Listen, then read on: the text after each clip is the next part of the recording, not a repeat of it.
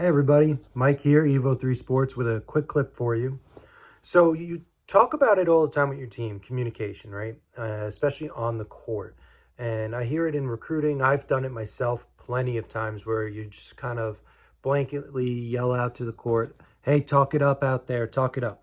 Now, that is useful, and sometimes you do need those type of reminders, but I think before you get to that point of reminding players to talk it up, you got to make sure that you go through what is proper communication on the court. All right. Between different points, you really don't have an opportunity to say a lot. You have to make it quick, you have to make it efficient, and you have to make it worth it. And that's big. So between points, you have to be able to do enough communication with as little words as possible.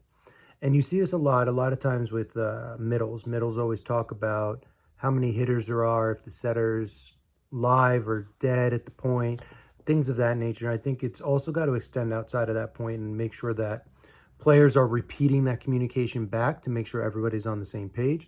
Setters need to utilize that time to give out runs and be able to let people know what you're running and how other people are making runs. Liberos need to talk about different type of patterns with the blockers in terms of what's available and what's open, line, cross, things of that nature.